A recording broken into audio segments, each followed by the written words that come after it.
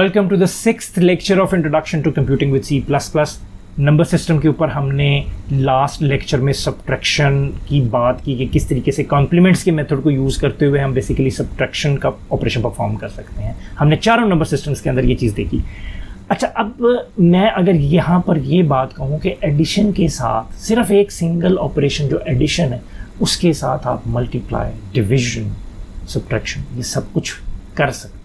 सिर्फ एक ही mathematical operation है, बाकी सारे तीनों के तीनों मैथमेटिकल ऑपरेशन इसी एडिशन से परफॉर्म हो सकते हैं। Isn't that strange?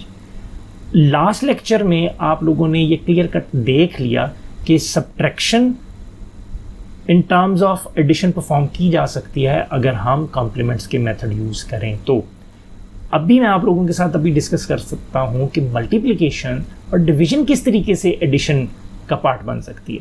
तो अगर आप कंसिडर करें मल्टीप्लिकेशन को, तो मल्टीप्लिकेशन क्या है? बहुत छोटी सी एक एग्जांपल लेते हैं। लेट्स सपोज कि मैं एक नंबर ले रहा हूं 2 टाइम्स 9। ऑब्वियसली बहुत आसान सा नंबर है 18, बट इसका मतलब क्या है? इसके दो मतलब हो सकते हैं इन टर्म्स ऑफ एडिशन। दो मतलब हैं। एक मतलब तो इसका ये बनता है कि आपने 2 को 9 टाइम्स ऐड करना है। तो ये मैंने 9 टाइम्स 2 को ऐड करूंगा तो 18 आएगा। एक मतलब तो इसका ये बनता है 2 टाइम्स 9। दूसरा मतलब इसका ये बनता है कि मैंने 9 को 2 टाइम्स ऐड कर लिया। तो ये आपने देखा कि मैंने इस मल्टीप्लिकेशन को इन टर्म्स ऑफ एडिशन लिख लिया। सिमिलरली डिवीजन को अगर मैंने एक्सप्लोर करना है कि डिवीजन किस तरीके से है, सो डिवीजन की मैं एक एग्जांपल आपके सामने यही वाली लेता हूं कि लेट्स सपोज कि अगर मैंने 18 को डिवाइड करना है 2 के ऊपर, तो यू कैन ईजिली सी कि it's 2 9 the 18 and remainder is 0। So answer is 9 of 18 divided by 2, या आप इसको यूं भी लिख सकते हैं कि 18 डिवाइडेड बाय 2, 9 इसका आंसर आता है। लेकिन अब इसका मतलब क्या इन टर्म्स ऑफ एडिशन या इन टर्म्स ऑफ सब्ट्रैक्शन? तो मैं इसको इन टर्म्स ऑफ सब्ट्रैक्शन जो है ना आप लोगों को बताता हूं कि इसका मतलब क्या है। इसका मतलब ये है कि मैं 18 को अगर मैंने 2 पे डिवाइड करना तो बेसिकली 18 में से मैं 2 को सब्ट्रैक्ट करता जाऊंगा कंटिन्यूसली जब तक कि मेरे पास वो वैल्यू ना आ जाए कि उसमें से मैं 2 सब्ट्रैक्ट ना कर सकूं। जैसे फॉर एग्जांपल 18 में से मैंने 2 निकाला तो कितना बचा मेरे पास? 16।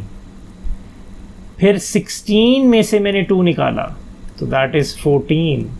14 में से 2 माइनस करेंगे दैट इज 12। 12 में से 2 माइनस करेंगे दैट इज 10।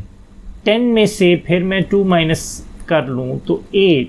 8 में से 2 माइनस कर लें तो दैट इज 6। 6 में से 2 माइनस कर लें तो दैट इज 4। 4 में से 2 माइनस कर लें तो दैट इज 2। एंड नाउ 2 में से अगर मैं 2 माइनस कर लूं तो 0। अब मैं 0 में से 2 माइनस नहीं कर सकता। तो अब आप देखें कि मैंने कितनी दफ़ा ये ऑपरेशन परफॉर्म किया है।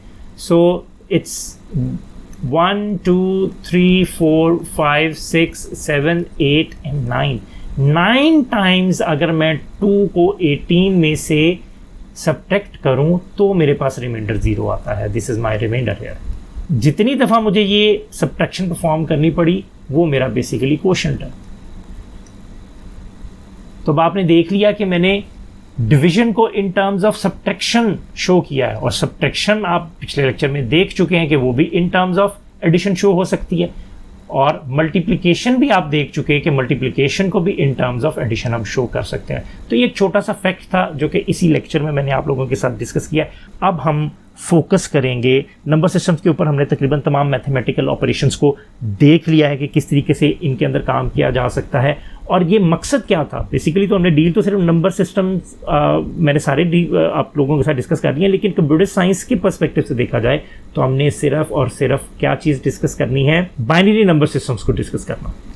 बाइनरी नंबर सिस्टम्स में हम अब आगे डील करेंगे, और उस पर जाने से पहले मैं आपको कुछ बूलियन ऑपरेशंस जो हैं उसके बारे में भी बता दूं। हमारे पास जैसे कि आप लोगों ने लास्ट टाइम देखा था सब्ट्रैक्शन में, कुछ मैंने कहा था कि कॉम्प्लीमेंट्स हम जो है ना वो यूज़ कर सकते हैं, तब ये कॉम्प्लीमेंट्स भी तो काइंड ऑफ सब्ट्रैक्शन ही है ना। तो मैंने कहा नहीं, सब्ट्रैक्शन तो हम यूज़ नहीं करेंगे, हम एडिशन यूज़ करेंगे। तो ये कॉम्प्लीमेंट्स कंप्यूटर सिस्टम के अंदर किस तरीके से निकल सकते हैं, एक मैं छोटी सी अभी आपको एग्जांपल देता हूँ।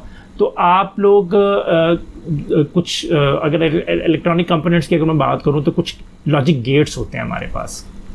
सो लॉजिक गेट्स का कॉन्सेप्ट यहाँ पे यूज़ होगा। लॉजिक गेट्स में एक हमारे पास एंड गेट होता है, और हमारे पास इसमें और गेट होता है, और इसमें हमारे पास नॉट का गेट भी होता है। अभी मैं इसको ज़्यादा एक्सप्लेन नहीं कर रहा, क्विकली बताता हूँ कि एंड का बेसिकली जो गेट होता है ना, अगर उसमें दोनों इनपुट्स ट्रू हैं, दोनों इनपुट्स 1 हैं, तो आउटपुट भी आपकी 1 आएगी। इसका जो लॉजिकल में सिंबल जो हम ड्रॉ करते हैं वो कुछ इस तरीके का होता है, जो सर्किट डायग्राम्स में भी आप देख सकते हैं। तो ये इसकी इनपुट लाइंस हैं, ये इसकी आउटपुट लाइन है। तो अगर इसकी दोनों इनपुट लाइंस के ऊपर 1 1 होगा तो यहाँ पे 1 आएगा। इन दोनों लाइन में 0 हो या किसी एक में भी 0 हो तो आउटपुट 0 आ जाएगी। तो दैट मीन्स कि अगर मैं इसका टेबल आप लोगों को शो करवाऊँ तो टेबल जो है वो बहुत ईजीली हम यहाँ पे इनकी वैल्यूज़ देख सकते हैं। जो कॉम्बिनेशंस हैं दो नंबर्स के, दो लाइंस के हिसाब से, वो कुछ यही कॉम्बिनेशंस बनते हैं, जो कि ये 0 1 2 3 आप अगर देखें तो। और इसकी जो मैं अगर एंड ऑपरेशन की बात करूं तो एंड ऑपरेशन में यहाँ पे भी 0 आंसर आएगा, यहाँ पे भी 0 आंसर आएगा, यहाँ पे भी, क्योंकि दोनों 1 होने चाहिए ना, तो फिर यहाँ पे 1 आएगा। इसी तरीके से अगर मैं बात कर लूँ और ऑपरेशन की, तो और ऑपरेशन जो है वो उसका जो आई बिलीव जो सिंबल होता है समथिंग लाइक दिस। तो इसमें जो दोनों लाइंस हैं उनमें से एटलीस्ट अगर एक भी कोई 1 हो जाए, फॉर एग्जांपल ये, तो ये 1 आ जाएगा। ये फॉल्स तभी आएगा या 0 तभी आएगा जब दोनों की दोनों लाइंस पे 0 हो। तो दैट मीन्स कि ये 0 आ सकता है इसमें,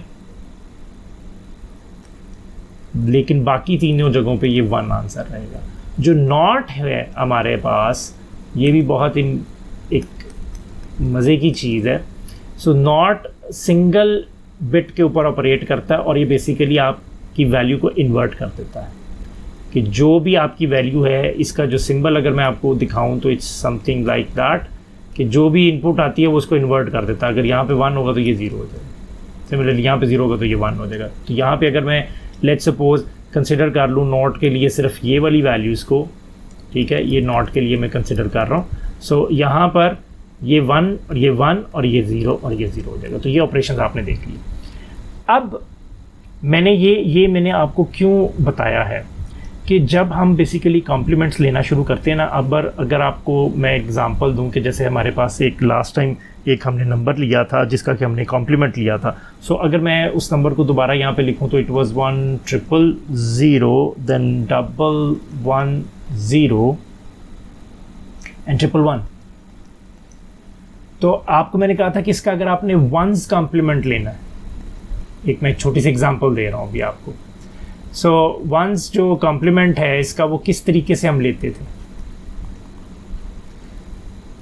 तो वंस कॉम्प्लीमेंट का तरीका ये था कि मैं सारे वंस में से इसको क्या करूँगा, सब्ट्रैक्ट कर दूँगा। तो आपने देखा था ये 0 0 0 1 0 0 1 1 1 0 बन गया था। तो अब अगर आप गौर करें इस वैल्यू में और इस वैल्यू में, बेसिकली अगर मैं इसके ऊपर नॉट गेट से इस वैल्यू को गुजारूं हर एक डिजिट को, तो क्या मेरे पास ये वैल्यू नहीं आ जाएगी? क्या इसका कॉम्प्लीमेंट नहीं आ जाएगा? जी बिल्कुल आ जाएगा। इन्हीं गेट्स के ज़रिए हम ये कॉम्प्लीमेंट्स वाले ऑपरेशन परफॉर्म कर सकते हैं।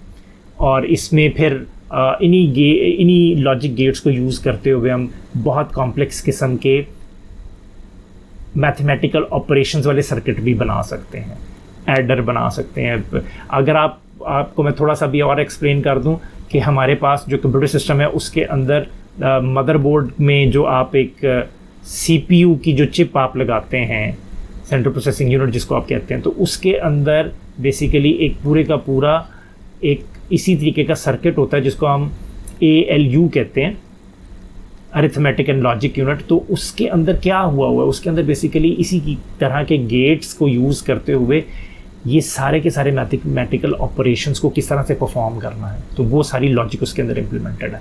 तो इस वजह से अब आपने देखा कि आहिस्ता आहिस्ता हम लोगों ने जब नंबर सिस्टम के ऊपर से बात करना शुरू की, तो अब हम आहिस्ता आहिस्ता कंप्यूटर सिस्टम में किस तरीके से ये नंबर सिस्टम्स यूज़ हो रहे हैं। आज के लेक्चर में इतना ही, मिलते हैं नेक्स्ट लेक्चर में।